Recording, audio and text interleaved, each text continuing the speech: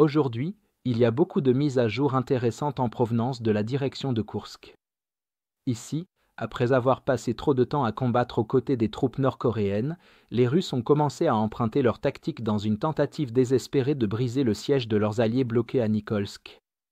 Mais alors qu'ils avançaient en vagues humaines, drapés de drapeaux soviétiques et directement sous le feu ukrainien, leur mission de sauvetage s'est rapidement transformée en une autre catastrophe sur le champ de bataille.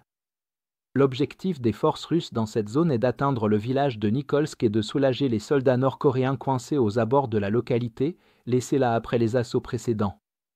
Cela est dû au fait que les Ukrainiens maintiennent un contrôle strict du feu sur toutes les lignes d'approvisionnement de Nikolsk, laissant les Nord-Coréens complètement coupés de leur ravitaillement depuis plus d'une semaine maintenant. Pour empêcher les Ukrainiens de capturer une grande partie du contingent nord-coréen, les Russes ont tenté de se lier à leurs alliés en lançant une attaque mécanisée massive à travers les champs. Les Russes espéraient que les unités d'assaut mécanisées pourraient fournir un avantage suffisant en puissance de feu grâce à leurs chars et véhicules de combat d'infanterie BMP pour étendre leur zone de contrôle et soulager les Nord-Coréens. Le principal avantage des forces russes dans cette région est le temps extrêmement froid qui a gelé le sol, permettant aux blindés russes de se déplacer librement à travers les champs au lieu d'être limités aux routes fortement minées. De plus, si nous regardons la carte topographique, nous pouvons voir que les approches russes sont largement protégées des positions de tir ukrainiennes par une crête de collines, ce qui les protège contre le ciblage par les positions ATGM ukrainiennes pendant une grande partie de leur trajet.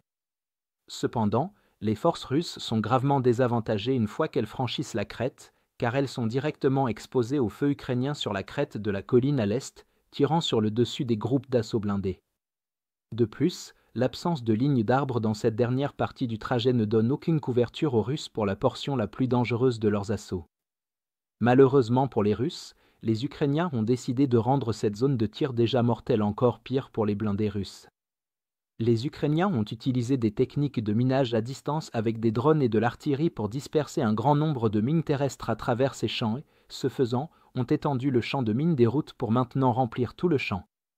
De plus, le temps clair a permis aux Ukrainiens d'augmenter leur surveillance par drone dans la région, permettant de détecter les assauts russes même avant qu'ils ne franchissent la colline.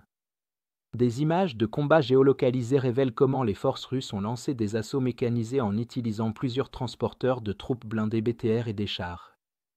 Cependant, la colonne a rapidement été attaquée par des frappes de précision ukrainiennes, notamment des drones kamikazes, des mines terrestres et des tirs d'artillerie. Notamment, les soldats russes ont orné leurs chars et véhicules de drapeaux soviétiques, tentant de recréer les charges massives du passé. Cependant, comme de nombreux véhicules blindés de transport de troupes et chars russes étaient rapidement mis hors service, les soldats russes ont eu recours à l'avancée à pied à travers les champs ouverts. Ces formations en vagues humaines, semblables aux assauts nord-coréens précédents, se sont soldées par un désastre complet pour l'infanterie russe. Les véhicules russes qui ont survécu à l'embuscade initiale ont continué d'avancer, mais ont également été rapidement mis hors service et détruits par des tirs de précision ukrainiens, laissant des dizaines de véhicules détruits éparpillés dans les champs près de Nikolsk, tandis que les Nord-Coréens assiégés ne pouvaient qu'assister au désastre. Dans l'ensemble, les Russes ont mené un assaut désastreux sur Nikolsk dans l'espoir de soulager les forces nord-coréennes coupées, mais leur plan s'est retourné contre eux en raison de la préparation méticuleuse par les Ukrainiens d'une zone de destruction pour traiter efficacement l'assaut russe. Ces pertes ne font qu'épuiser davantage les réserves russes déjà limitées, tandis que les Ukrainiens maintiennent de puissantes positions défensives qui tiennent malgré la pression intense. Comme la tentative de réapprovisionner les Nord-Coréens coincés à Nikolsk a échoué, les survivants du dernier assaut russe ne feront qu'aggraver les problèmes d'approvisionnement, avec plus de bouches à nourrir et de blessés à soigner. Si vous êtes contre l'invasion de l'Ukraine et que vous souhaitez soutenir le travail que je fais, pensez à vous abonner à notre site d'actualité indépendant. Vous y trouverez nos analyses stratégiques exclusives, des aperçus complets de tous les fronts et des vidéos d'analyse tactique régulières. En vous abonnant, vous montrerez non seulement votre soutien à cette chaîne, mais vous aiderez également à défendre le journalisme indépendant. Le lien vers notre site est dans la description. Merci d'avoir regardé ce reportage et je remercie tous ceux qui ont décidé de nous rejoindre.